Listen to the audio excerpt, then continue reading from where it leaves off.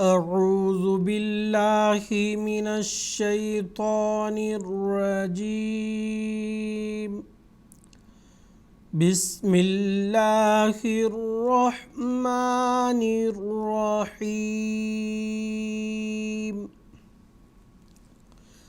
ناظرین کرام، السلام علیکم ورحمۃ اللہ وبرکاتہ۔ تجوید القرآن کلاسز کا سلسلہ جاری ہے۔ آج ایک اور کلاس کے ساتھ خاکسار آپ حضرات کی خدمت میں حاضر ہے۔ ناظرین کرام، گزشتہ کئی کلاسز سے ہم ادغام اور اس کے اقسام کے تعلق سے پڑھ رہے تھے۔ آج ہم نون ساکن کا اظہار، اس کے تعلق سے ہم پڑھیں گے۔ یعنی اس سے پہلے ہم سب سے پہلے نون ساکن کے ادغام کے تعلق سے پڑھے، اس کے بعد نون ساکن کے اخفاء کے تعلق سے پڑھے ہیں۔ آج ہم اظہار کہتے ہیں نون ساکن اور تنوین کی مکمل آواز کی ادائیگی۔ یعنی پہلے ہم اخفاء میں یہ پڑھے تھے کہ نون ساکن اور تنوین کی آواز کو پوشیدہ کر کے پڑھیں گے، اور اس سے پہلے نون ساکن اور تنوین کو ادغام کرنے کے تعلق سے یہ پڑھے ہیں کہ اس کی آواز غنّے میں بدلتی ہے یا پھر مکمل طور پر دوسرے حرف میں بدل جاتی ہے۔ اس تعلق سے ہم اب تک پڑھ چکے ہیں، لیکن آج ہم نون ساکن اور تنوین کے اظہار کے تعلق سے پڑھیں گے کہ نون ساکن اور تنوین کی مکمل آواز کب ادا ہوتی ہے۔ تو آج ہم پڑھتے ہیں۔ سامعین کرام، نون ساکن اور تنوین کا جو اظہار ہے وہ 6 حروف، جن کو ہم حروف حلقی کہتے ہیں، یعنی حمزہ ہا، عین حا، غین خا۔ نون ساکن اور تنوین کا اظہار اس وقت ہوگا جب نون ساکن اور تنوین کے بعد حروف حلقی میں سے کوئی ایک حرف آتا ہے۔ مثال کے طور پر منہم، من نون ساکن ہے، اس کے بعد ہم، ہا جو ہے وہ حروف حلقی میں سے ایک حرف ہے۔ اسی طرح انعمتا، ان نون ساکن ہے، اس کے بعد عین جو حروف حلقی میں سے ایک حرف ہے۔ تو اسی طرح من خلق، من نون ساکن، اس کے بعد خا حروف حلقی میں سے ایک حرف ہے۔ تو ناظرین کرام، اب ہم اظہار کے تعلق سے یہ پڑھے ہیں کہ نون ساکن اور تنوین کا اظہار اس وقت ہوگا جب نون ساکن اور تنوین کے بعد حروف حلقی میں سے کوئی حرف آتا ہے۔ مثال بھی میں نے دے دیا ہے، منہم، انعمتا، من خلق۔ ہم اس کو اس طرح سے نہیں پڑھیں گے منہم یا انعمتا، اس طرح سے نہیں، بلکہ ہم پڑھیں گے منہم انعمتا، کیونکہ قاعدے کے مطابق یہاں نون ساکن کا اظہار ہوگا۔ تو ناظرین کرام، یہ مختصر قاعدہ کے بعد اب ہم قاعدہ نمبر 33 کی مشق شروع کریں گے۔ اس مشق کے شروع کرنے سے پہلے میں مختصراً ایک بات بتا دیتا ہوں۔ اس مشق کے تحت ہم جو شروع میں مد کے تعلق سے پڑھے ہیں کہ مد متصل اور مد منفصل، ایک مد ہے مد لازم، تو اسی کے تحت یہ مشق جاری ہے۔ میں انشاءاللہ مد کے تعلق سے ایک کلاس تفصیل کے ساتھ جب بیان کروں گا، اس وقت مد لازم کے تعلق سے بھی میں آپ کو تفصیل سے بتا دوں گا۔ فی الحال اتنا یاد رکھیں کہ یہ مد لازم کے تحت مشق ہونے جا رہی ہے۔ اس میں حرف مد کے بعد یا تو تشدید یا ساکن والا حرف ہوگا۔ مثال کے طور پر اب دیکھ سکتے ہیں اس کے مشق کے سب سے پہلے ہی لفظ آل، حرف مد الف کے اوپر جو کھڑی زبر ہے وہ ہے، اس کے بعد لام کے اوپر جزم آل۔ اسی طرح آگے تشدید کی میں نے بات کی ہے، آزا، یعنی حمزہ کے اوپر مد ہے باقاعدہ، اس کے بعد والا جو حرف زال اس کے اوپر تشدید ہے. یعنی فی الحال آپ اتنے یاد رکھیں مد لازم کے تحت یہ مشق ہونے جا رہی ہے. اس میں حرف مد کے بعد یا تو جزم والا حرف ہوگا یا حرف مد کے بعد تشدید والا حرف ہوگا. شروع کرتے ہیں. بسم اللہ الرحمن الرحیم.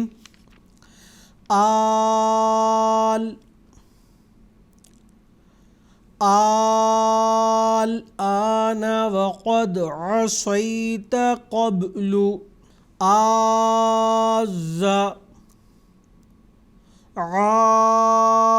عني. هام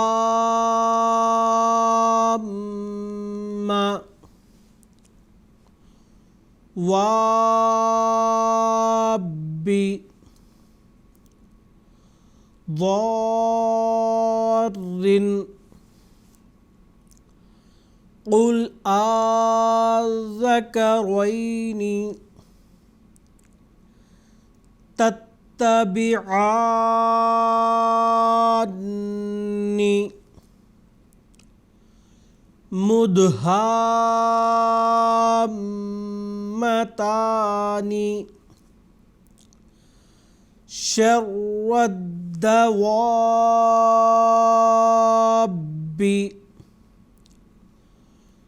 غير مضار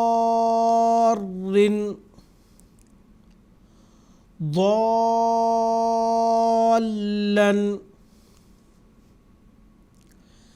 كافة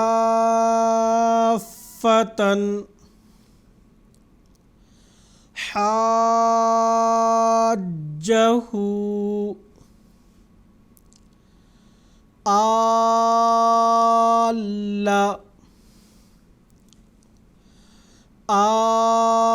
ألا صافات الله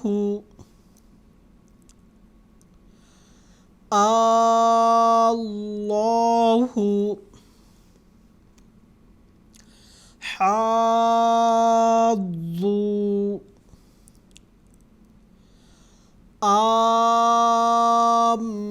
آمي حاد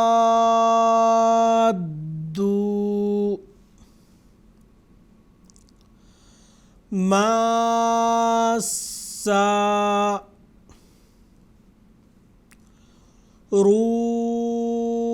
روني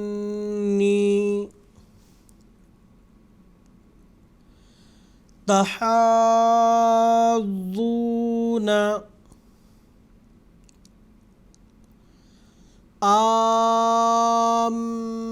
آمين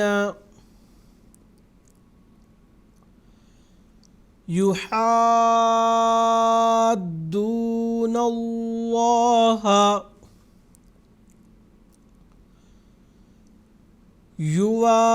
يوادون أن يتماسا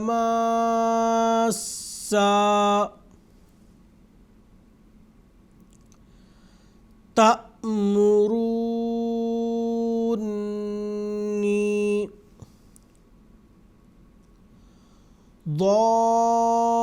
ضارين حافين تصاخ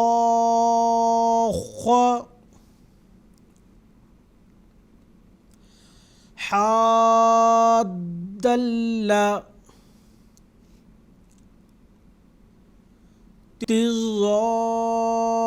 تظاني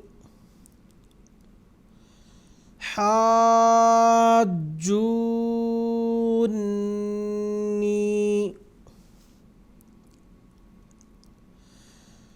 جاءت الصاخة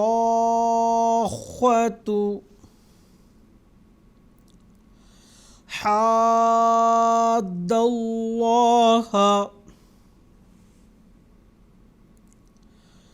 من یشاق اللہ والمشرکات ظانین ولا الضالین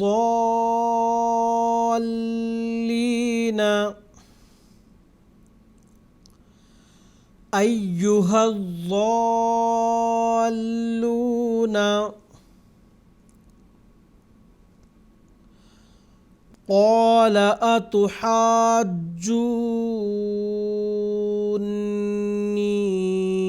فی اللہ وقد ہدانی۔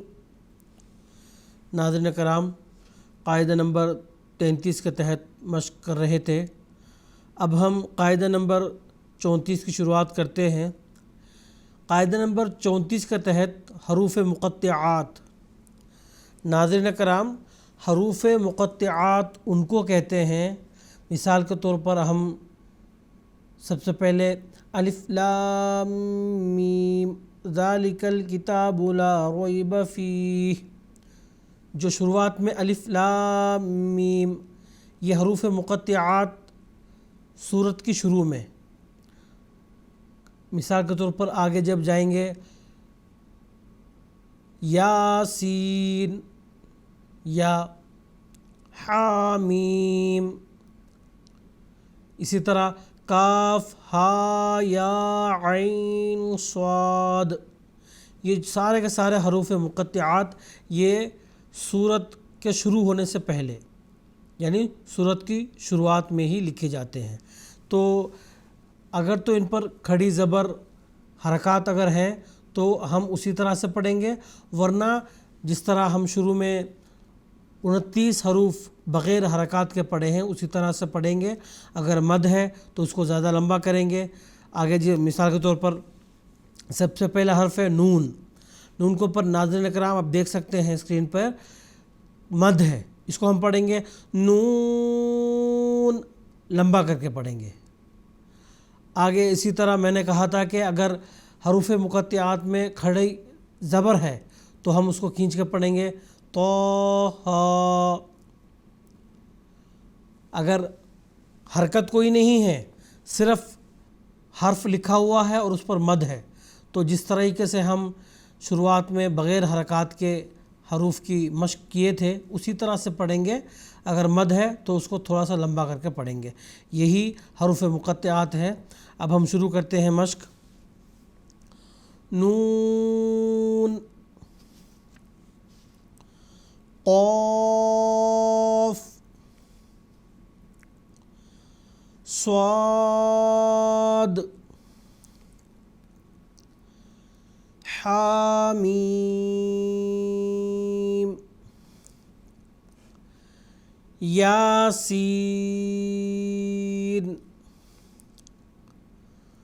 طاسین،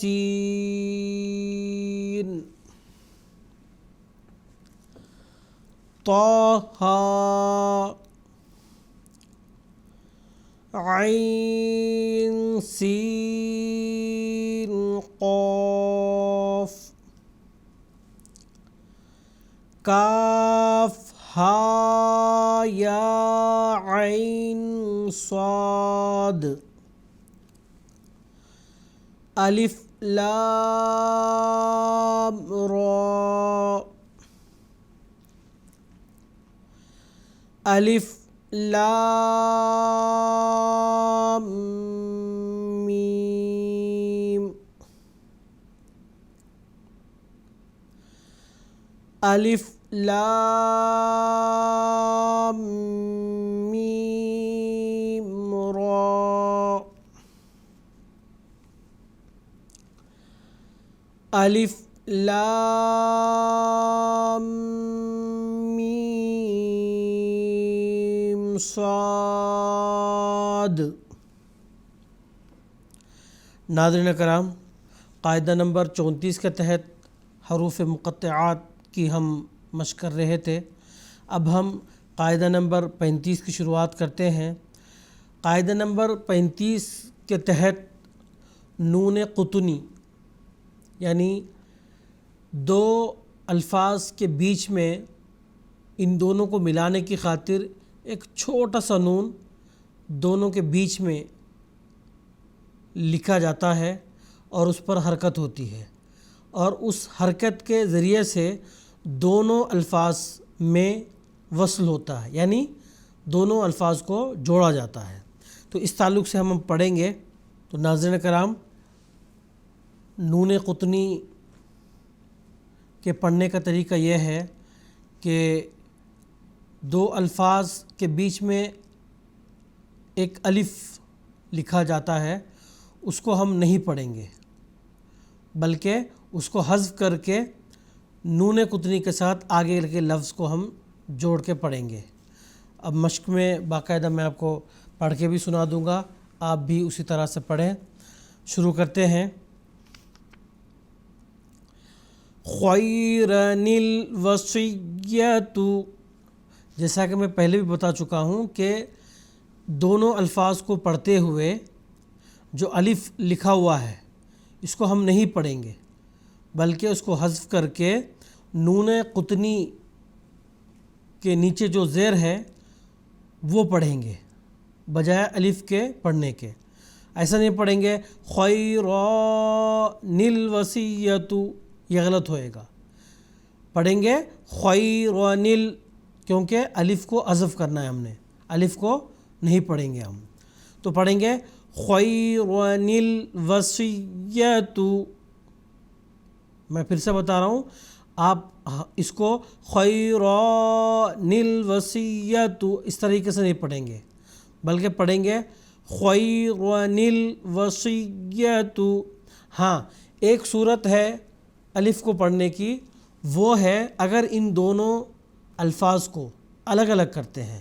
مثال کے طور پر خیرا کو الگ، اس کے بعد وصیت کو الگ، تو پھر اس طرح سے پڑھیں گے خیرا الوصیۃ، اس وقت نون قطنی نہیں پڑھا جائے گا۔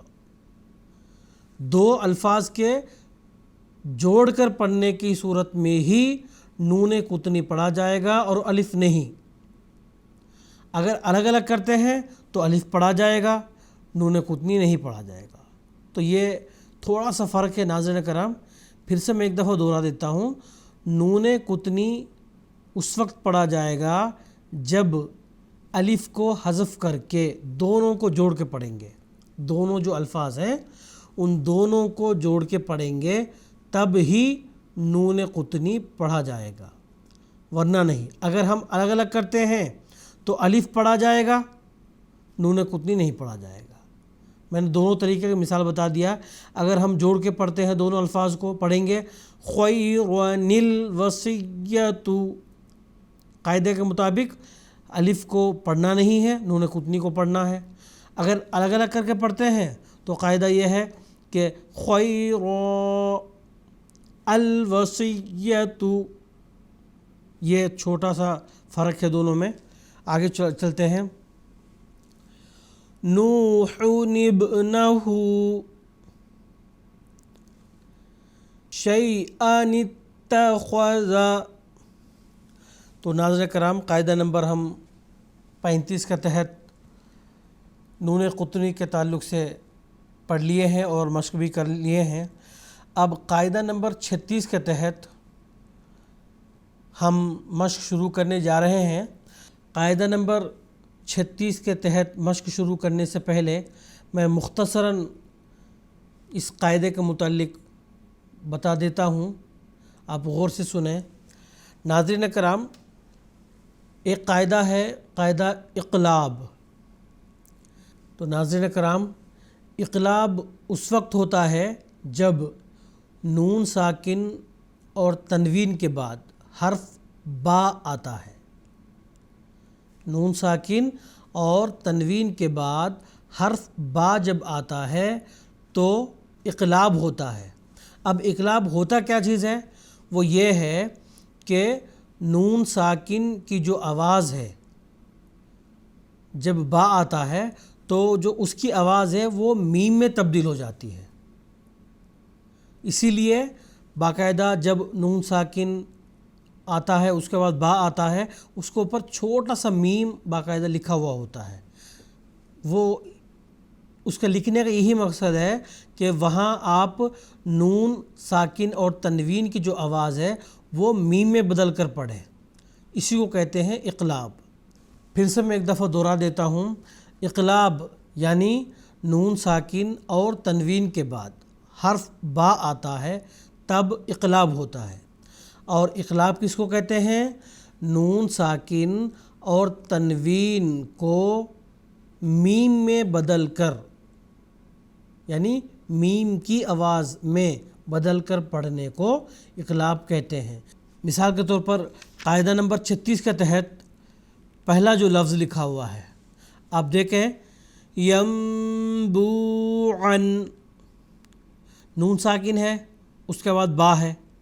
اب نون کے اوپر دیکھا ہوگا آپ نے، اسکرین پہ آپ دیکھ سکتے ہیں باقاعدہ کہ میم چھوٹا سا لکھا ہوا ہے. اس کا مقصد یہ ہے کہ نون کی جو آواز ہے وہ میم میں تبدیل کر کے آپ پڑھیں. ینبوعا، آپ ایسا نہیں پڑھیں گے ینبوعا، ینبوعن، یہ غلط ہوگا، بلکہ پڑھیں گے ینبوعن. اس طریقے سے آپ پڑھیں گے. مشق شروع کرتے ہیں. ینبوعن نفس بما، اب دیکھیں ہم نے نفسن بما اس طریقے سے نہیں پڑھا. کیوں؟ کیونکہ قاعدہ یہ ہے کہ نون ساکن اور تنوین کے بعد حرف با آتا ہے تو اقلاب ہوگا. اقلاب مطلب نون کی آواز کو میم میں تبدیل کر کے پڑھنا. پہلے ینبوعن، یہاں پہ نون ساکن کی ہم نے مثال پڑھی ہے. اب آگے نفسم بما، یہاں پہ تنوین یعنی دو زیر کی ہم نے مثال پڑھی ہے. اور ایک بات یاد رکھنے والی یہ ہے ناظرین کرام، آپ نے دیکھا ہوگا جب میں ان کی ادائیگی کرتا ہوں ینبوعن نفس بما، ان کی ادائیگی کے وقت آپ 2 سے 3 سیکنڈ تک ناک سے نون گننے کی آواز نکالیں گے. یہ بہت ضروری ہے. یہ قاعدہ کے تحت آپ اقلاب جب کریں گے تو 2 سے 3 سیکنڈ تک ناک سے آپ آواز نکالیں گے. یہ بہت ضروری بات ہے. آگے پڑھتے ہیں. خبیرن بصیرن، اب دیکھیں یہاں پہ بھی ہم نے یہ نہیں پڑھا خبیرن بصیرن، بلکہ پڑھا ہے خبیرن بصیرن. آگے رجع بعید، یہاں پہ بھی ہم نے رجع بعید اس طریقے سے نہیں پڑھا، بلکہ رجع بعید. آپ اقلاب کرتے ہوئے یعنی ان الفاظ کو پڑھتے ہوئے 2 چیزوں کا اپنے ضرور دھیان رکھنا ہے کہ نون کی یا نون ساکن اور تنوین کی آواز کو میم میں بدلنا ہے، اور 2 سے 3 سیکنڈ تک غنہ کی آواز ضرور نکالنی ہے. تو تبھی اقلاب کا قاعدہ مکمل ہوگا. امید ہے کہ آپ کو قاعدہ اقلاب سمجھ میں آیا ہوگا. آج کے سبق میں بس اتنا ہی. انشاءاللہ اگلی کلاس میں پھر ملاقات ہوگی. السلام علیکم ورحمۃ اللہ وبرکاتہ.